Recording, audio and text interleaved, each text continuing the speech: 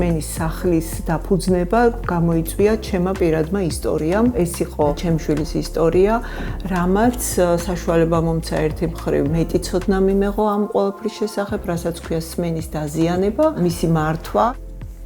მომსახურება მოიცავს კონსულტაციას სმენის დაზიანებასთან დაკავშირებით, ასევე ტექნოლოგიების კუთხით, ეს იქნება სმენის აპარატები თუ სხვა ტიპის აპარატები და დამხმარე საშუალებები, ამის შეთავაზება და ცხადია თერაპიული რეაბილიტაცია.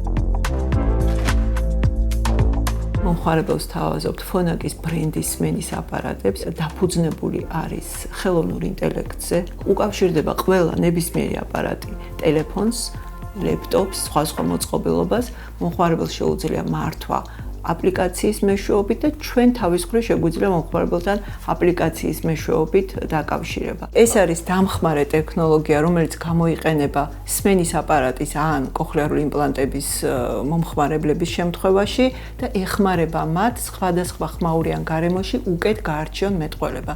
განსაკუთრებით მნიშვნელოვანია ბავშვებისთვის საკლასო ოთახში. თერაპიული რეაბილიტაცია სმენის დაზიანების მქონე ადამიანებისთვის ძალიან მნიშვნელოვანი მხარდაჭერა. ბავშვთა მიმართულება არის სხვა სპეციფიკა, სხვა შინაარსი, თუმცა ზრდასრულებსაც არანაკლებ ჭირდება თერაპიული მხარდაჭერა, ხო? განსაკუთრებით ისეთ შემთხვევებში, როდესაც მაგალითად მართვა სმენის დაქვეითების ხდება არასასმენი აპარატით, არამედ კოხლიარული იმპლანტით ან სხვა ტიპის იმპლანტებით. ძირითადი მეთოდი, რასაც ჩვენ ვეყრდნობით, ეს არის აუდიტორულ-ვერბალური თერაპიის მიდგომები, რაც გულისხმობს მთლიანად სმენის განვითარებას, ყურზე დაყრდნობით სმენის და შესაბამისად მეტყველების განვითარებას.